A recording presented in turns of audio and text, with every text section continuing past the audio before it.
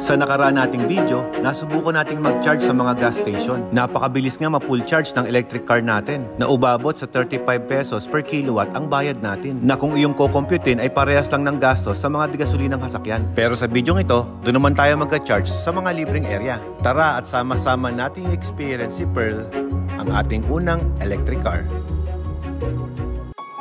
Matapos nga natin mag-bonding at mag-shopping dito sa SM City Baguio, isa sa na-find out natin na may libre palang charging area dito sa parking ng SM City Baguio. Kaya habang ikaw ay nag-grocery, nagsha-shopping at nagbabanding kasama ng iyong buong pamilya, napu-full charge naman dito ang inyong electric car. At hindi lang yan ang advantage dito sa SM Baguio. Dahil may special parking dito ang lahat ng electric car, pati na rin ang mga hybrid. Susulitin nga natin ngayon ang ating family bonding. At dahil practical ako, doon ako sa bahay magluluto ng mga pagkain na pinamili namin dito sa SM. Ilang sandali pa nga ay nadagdagan na ang kilometrahe ng ating bibiyahin gamit ang electric car. Nakapagkarga tayo ng at least 5 amperes na kung iyong kukumputin ay umaabot ito ng 1,250 pesos. Kung ang value nito sa labas ay 25 pesos per kilowatt, napakalaking savings nito dahil malayo-layong biyahe na ang mararating mo doon sa 5 amperes na ikarga mo sa inyong electric car. Ang ganda ng panahon ngayon sa Baguio nang pumunta kami. At dito kami sa Scout Hill ngayon magpapalipas ng gabi. Ang ganda rin talaga magbakasyon dito dahil sobrang higpit ng kanilang seguridad pagdating sa kanilang mga bisita. Meron pa nga pala kaming isang na-discover kay Pearl. Pwede pala siyang mag-self-parking.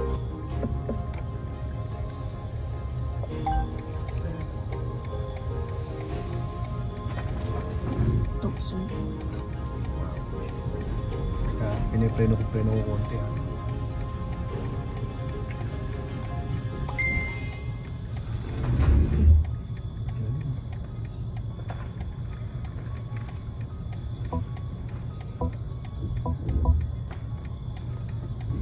Pang ano to eh.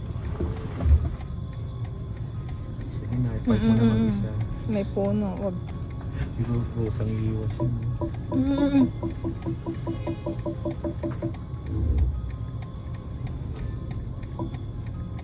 Galing niya, no?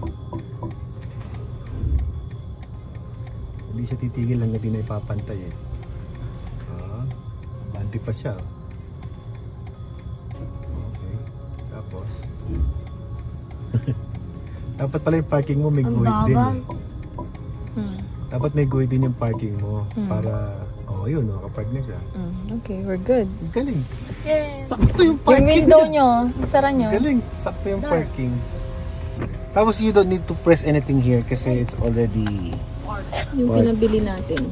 I-verify ko pa nga kung talagang pantay yung kanyang pagkakapark. Ito mo yung guhit oh. Pati parking ng gulong oh. Sakto. Oh my God. Yan oh. Yan natin. Kung marunong talaga siya mag-park. Marunong din. Medyo paling lang. Kung ako yan, pantay na pantay yan eh. Dito sa gilid. Tinansya niya ito. Alam kong mas marami pang sasakyan ng mas high-tech pa dito. Pero para sa akin, satisfied na ako sa performance itong si Pearl. Kinaumagahan nga paggising namin, meron ulit kaming na-discovering isa pang features na meron dito kay Pearl.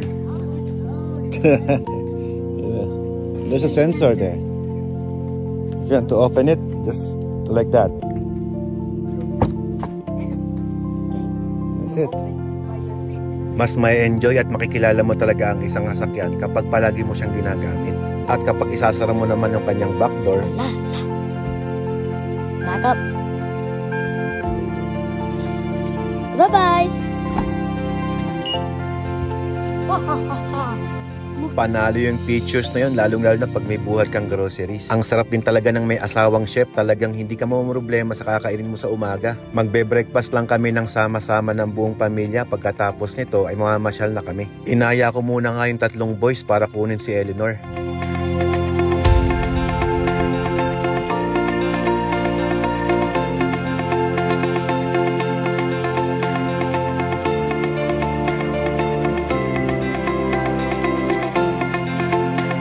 Inilipat lang namin ng parking para magkatabi na si Pearl at si Eleanor.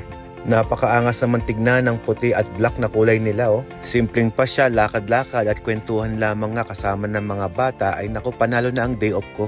Ang sarap lang hapin ng hangin dito dahil ang daming puno ng pine trees.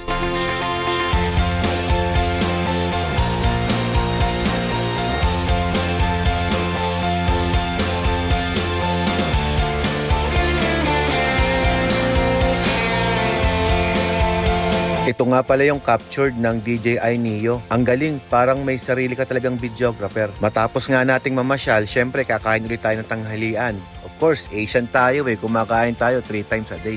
This time, tinuruan ko nga yung mga anak ko kung paano yung tamang pagsasaing dito sa rice cooker. Simple lang ang instruction ko, 2 beses mo lang hugasan yung bigas tapos okay na yon. Kung ano rin yung ginamit ko pantakal sa bigas ay hindi yung ginamit ko pantakal sa tubig. At dahil rice cooker ang ating gagamitin, ito ang isang bagay na huwag ninyong kakalimutan. Ang punasan ng puwet ng kaldero bago ilagay doon sa kanyang initan para hindi agad masira ang inyong rice cooker.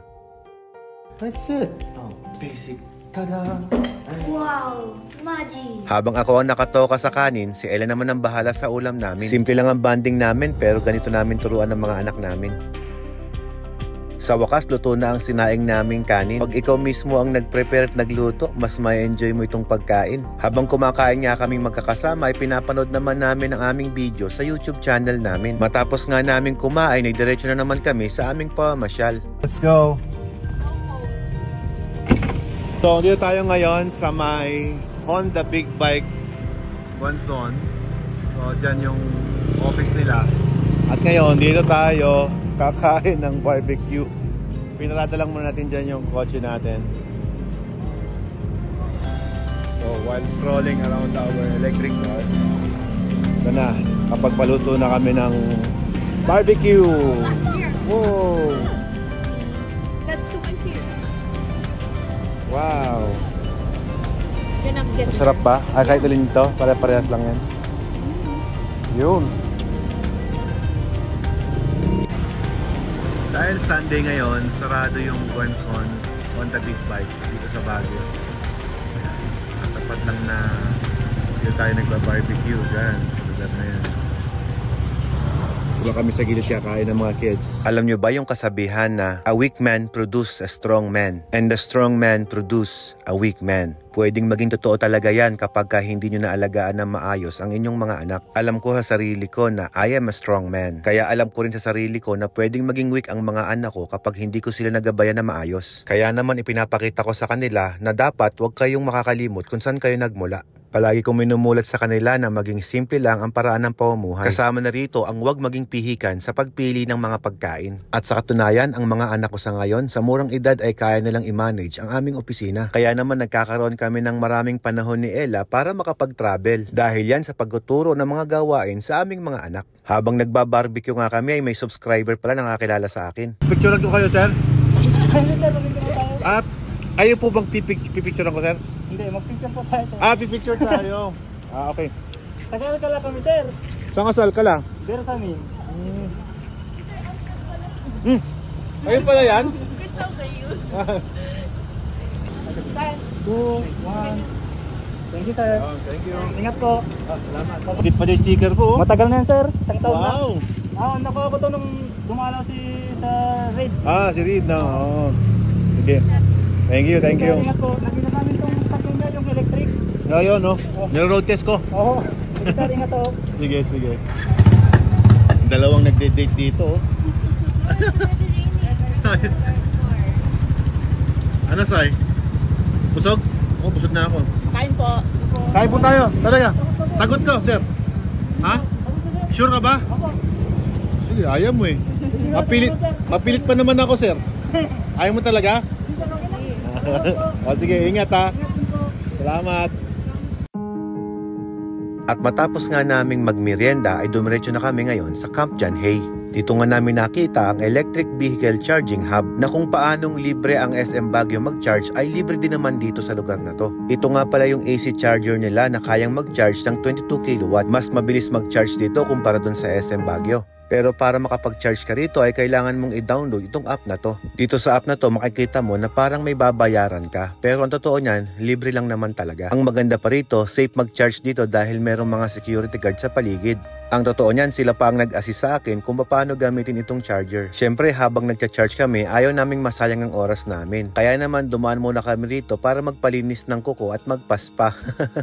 O diba, ang sarap ng ganon? Chill na chill, parang wala kang hinahabol na oras. Yun naman talaga ang maganda sa pamamasyal yung hindi ka nagmamadali. Matapos nga naming magpa-puts pa ay bumalik na kami sa aming kotse. Nakita tayo dito ng mga solid na followers natin dito sa ating Facebook account. Syempre, big shoutout sa mga solid na followers dyan. May mga follower tayo, nakilala tayo. Ano mga pangalan nyo mga boss? Maro po, sir. Ayan, si Mar, tsaka si po. Nelvin. Melvin, at si? Krisa Mel. Yun. Paano nyo ko nakita dito? Sa may Facebook po, Facebook. sir. Facebook sakto naman sa may SF po kaya ata Ayun. nag-charge. Oo, kahapon, di ba? Sige. Kuha lang ako stickers. Nila. Ano sa'yo? Tapos ang mami? Ay, tapos na si mami. Galing. Ito, sticker. Thank you, sir. Tigi-tigisan na lang po. Thank you. Thank you. Ingat po kayo. Picture dito sa sasakyan. Oo naman, dito. Sige, picture kayo. Thank you, sir. Naka-harvest tayo ng 20 kilowatts at i-dismount na natin siya. Stop charging. Yes. Ayun, no? So, kinokontrol mo siya gamit yung phone. Galing! O yan, you're done charging. So, lahat ng history of charging napupunta rin sa kanila. Ang galing. Ayun, no? May mga pagganon pang message. Ay, hello! Boss! Good evening! Ayan. So, tatanggalin natin to. Okay. Buti natin. Yun, pa-charge pa tayo. Ito. Sa susunod na video, share ko naman sa inyo kung paano mag-charge ang electric car nang walang charger. Karoon tayo ng 81% at 382 kilometers. Amazing! Galing!